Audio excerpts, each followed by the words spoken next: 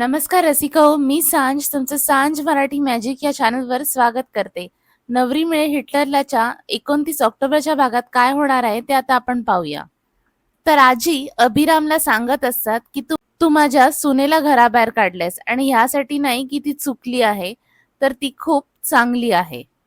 तुला भीती वाटते की ती हळूहळू तुझ्या बायकोची जागा घेईल.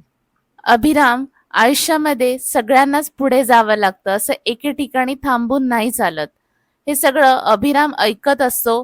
तो खूप चिडलेलाही असतो, घाबरलेलाही असतो, कन्फ्यूज झालेला असतो आणि हे सगळे एक्सप्रेशन त्याच्या चेहऱ्यावर क्लिअर दिसत असतात. आजी अभिरामला सांगतात, अभिराम ऐक माझं. पण अभिराम ऐकत नाही आणि तो अंतराचा काढलेला फोटो पुन्हा भिंतीवर लावतो. हे पाहून आजी मनात बोलतात, अभिराम, अंतरा गेल्यापासून तू तुझ्या मनाची दारं बंद केलेली आहेस आणि आता त्यासाठी मलाच प्रयत्न करावा लागेल, कारण लीला तुझ्या मनाचा दरवाजा उघडेल. मला लीलाला मदत केली पाहिजे. इथे कालिंदी लीलाला ज्या रूम मध्ये तिने कोंडून ठेवलेलं असतं त्या रूमचा दरवाजा उघडते आणि लीलाचे वडील तिथे येतात आणि ते लीलाला सांगतात की एजंटच्या घरी नक्की काय झालं, तू का घर सोडून आलीस. असे प्रश्न मी तुला विचारणार नाही, पण एक सांगतो, माझी मुलगी दुसऱ्याच्या दारात तिच्या मनाविरुद्ध राहिलेली मला आवडणार नाही. बाळा, हे घर तुझंच आहे आणि या घराचे दरवाजे कायमचे तुझ्यासाठी उघडे आहेत. तुला एजंटच्या घरी जायचं नसेल ना, तर नको जाऊस. तुला कोणीही जबरदस्ती करणार नाही. तू काळजी करू नकोस. असे म्हणताच लीला वडिलांच्या खांद्यावर डोकं ठेवून रडायला लागते.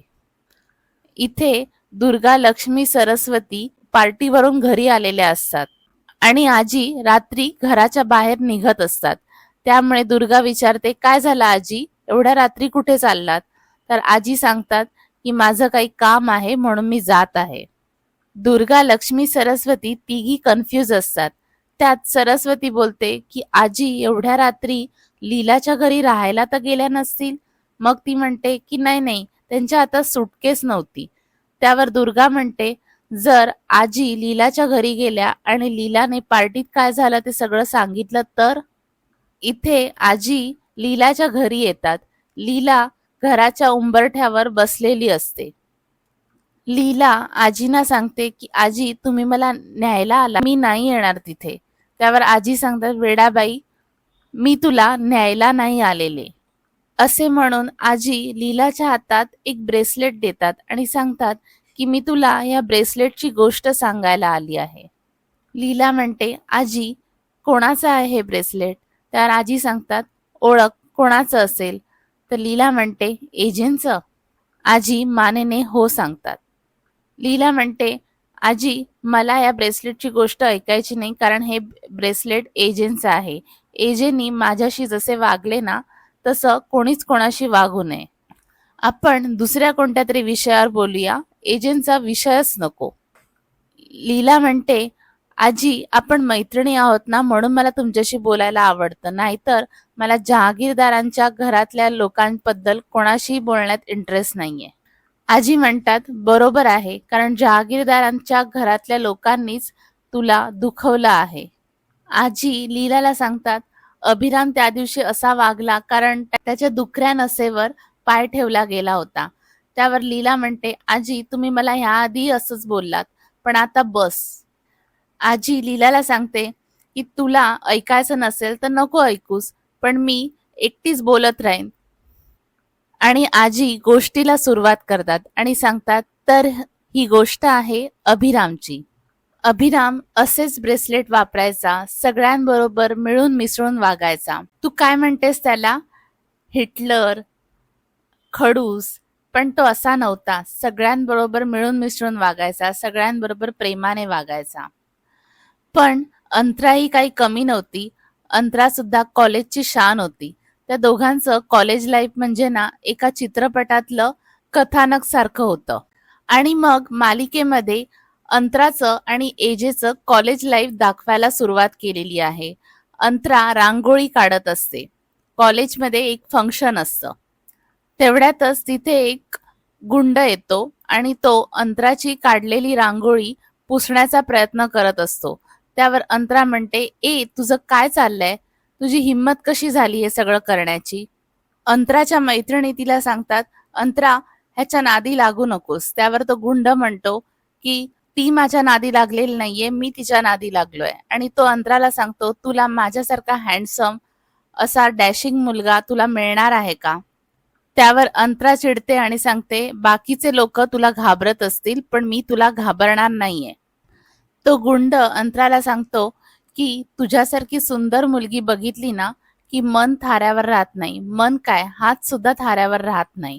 आणि तो गुंड अंतराच्या गालांना स्पर्श करणार असतो आणि तेवढ्यातच तेथे एजे येतो आणि एजे त्या गुंडाचा हात पकडतो. रसिको, एजेचा नवीन आणि यंग लुक बघायला प्रेक्षकांना नक्कीच एक पर्वणी सारखा आहे. एजे खूप हँडसम दिसत असतो आणि तो येतो आणि गुंडाचा हात मुरगळतो आणि सांगतो, परत कुठल्याही मुलीला त्रास दिला ना तर गाठ माझ्याशी आहे. हे सगळं अंतरा बघत असते आणि अंतरा खूप खुश होते, अंतरा खूप इम्प्रेस होते. एजेच्या डॅशिंग पर्सनॅलिटी समोर तो गुंड नमतं घेतो आणि सांगतो की अशी पुन्हा चूक होणार नाही, मला माफ करा. त्यावर अंतराच्या मैत्रिणी सांगतात, एजे ह्याला शिक्षा झालीच पाहिजे. त्यावर एजे म्हणतो की ह्याला शिक्षा मी नाही तुम्ही देणार आहात. आणि एजे वन बाय वन प्रत्येक मुलीला बोलवतो. पहिली मुलगी येते आणि त्याला थोबाडीत मारते. दुसरी म्हणते कान पकड आणि उठाबशा काढ. तिसरी म्हणते लोकांना नाचवतोस ना, आता तूच नागिन डान्स कर. आणि तो गुंड नागिन डान्स करतो. आणि त्यानंतर अंतराची वेळ येते. अंतरा त्या गुंडाच्या गळ्यामध्ये चपलांचा हार घालते. सगळे तिथून निघून जातात आणि अंतरा आणि एजे दोघंच तिथे असतात. तर अंतरा एजेला सांगते थँक्यू. त्यावर एजे म्हणतो यू वेलकम. त्यानंतर अंतरा तिथून निघून जात असते आणि तेवढ्यातच तिच्या हातातले ब्रेसलेट खाली पडते. एजे ते ब्रेसलेट उचलतो. एजे अंतराला एक्सक्यूज मी असं करून हाक मारतो आणि अंतरा पलटून त्याच्याकडे बघते. अंतरा आणि एजेची स्टोरी इथपर्यंत आलेली असते आणि त्यानंतर पुन्हा आजी आणि लीलाची स्टोरी दाखवलेली आहे. लीला आजीला सांगते की बाईक मला नाही विश्वास बसत, मला इंटरेस्ट यावा म्हणून तुम्ही काहीतरी सांगत आहात. आजी लीलाला सांगतात, मी काहीही का सांगू तुला, उलट अभिरामला ना बाईकवरून लांब लांब प्रवास करायचा नादच होता. त्याच्या ह्या डॅशिंगपणावरच अंतरा भाळली होती. आणि पुन्हा एजे आणि अंतराची स्टोरी चालू होते. अंतरा आणि एजे दोघं बाईकवरून फिरत असतात. अंतरा आणि एजेची ही लव्ह स्टोरी ऐकून लीला खूप एक्सायटेड होते आणि ती आजीला विचारते, आजी पुढे काय झालं? त्यावर आजी लीलाला म्हणतात, तू आत्ताच मला म्हणाली होतीस ना की मला तर इंटरेस्ट नाहीये, तर मग मी तुला कशाला सांगू ही पुढची गोष्ट. लीला आजीला म्हणते, आजी असं करणार. आणि मग आजी म्हणतात, वेडाबाई मला सगळं कळतंय लीला, तू आत्ता जरी अभिरामवर रागावली असलीस ना तरी मला कळतंय की तुझं अभिरामवर खूप प्रेम आहे. आजी लीलाला सांगतात, लीला तू आता जशी अभिरामच्या प्रेमात आहेस ना तसाच अभिराम सुद्धा अंतराच्या प्रेमात होता. आणि प्रेमात बेफामपणे वागणाऱ्या अभिरामला कुठे कशाचं भान होतं. एक दिवस अभिराम माझ्याकडे आला आणि मला म्हणाला की आई मला अंतराला माझ्या मनातलं सगळं सगळं सांगायचंय, मला माझ्या हातावर चाकूने आय लव्ह यू लिहायचंय.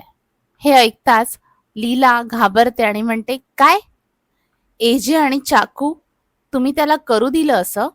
त्यावर आजी म्हणते की नाही, मी त्याला लाल रंगाची लिपस्टिक दिली. आणि दोघी हसायला लागतात आणि इथेच हा एपिसोड संपतो. नवरी मिळे हिटलरलाच्या उद्याच्या भागात काय होणार आहे ते पाहण्यासाठी चॅनलला सबस्क्राईब नक्की करा.